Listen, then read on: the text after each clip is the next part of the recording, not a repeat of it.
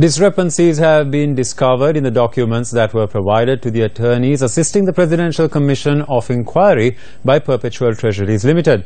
Newsfirst.lk reports on Bondgate. Additional Solicitor General Milinda Gunatilaka from the Aegis Department, who are the team of lawyers assisting the Presidential Commission of Inquiry, informed the Commission that they have found discrepancies in a number of documents that were given to them by Perpetual Treasuries Limited. Now, Perpetual Treasuries Limited had given two sets of the exact copies of the documents in relation to the transactions of their final sales. Now, the Aegis Department pointed out that in these two copies of transaction sets, there are discrepancies between the same document in both sets.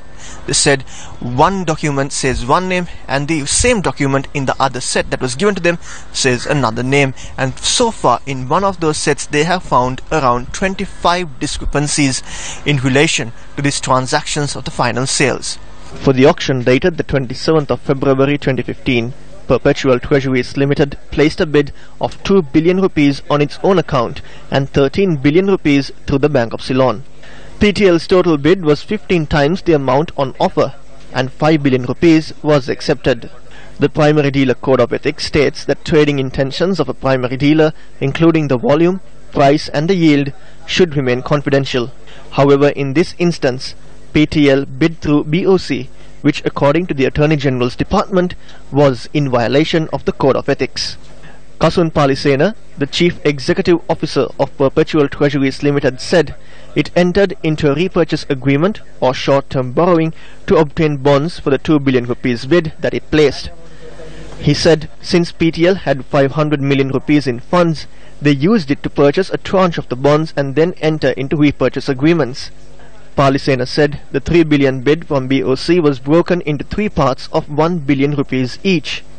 Thereafter, PTL had entered into a swap transaction with BOC for rupees 2.3 billion. According to the Aegis Department, with the 3 billion due to the BOC and the swap transaction, PTL had only paid the BOC 700 million rupees.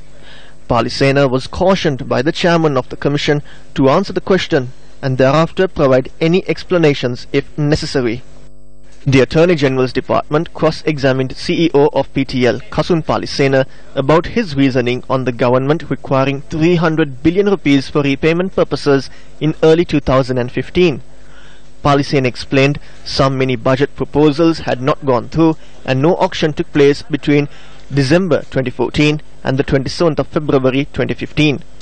The Aegis Department pointed out in the 100-day statement to Parliament in 2015 the deficit between the original and revised budget was 22 billion rupees. The original budget deficit was 521 billion and the revised was 499 billion.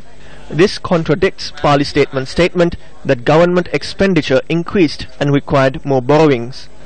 The Aegis Department pointed out there was no instance where 10 times the offer of an auction was accepted between December 2014 and the 27th of February 2015. They pointed out there was no reason for a drastic increase in the amount acceptance simply because there was a 2-month gap between auctions. The Attorney General's Department informed Kasun Palisena that his 300 billion rupee requirement assessment was false. He did not carry out any market analysis ahead of the auction, and he bid large amounts off the market rate because he had prior knowledge that a large amount of bids will be accepted. It must be noted, the main holding company of Perpetual Treasuries Limited is Perpetual Capital Private Limited. Arjun Aloysius and Jeffrey Aloysius are listed as owners of Perpetual Capital Private Limited. Arjun Aloysius is the son-in-law of the former governor of the central bank, Arjuna Mahendran.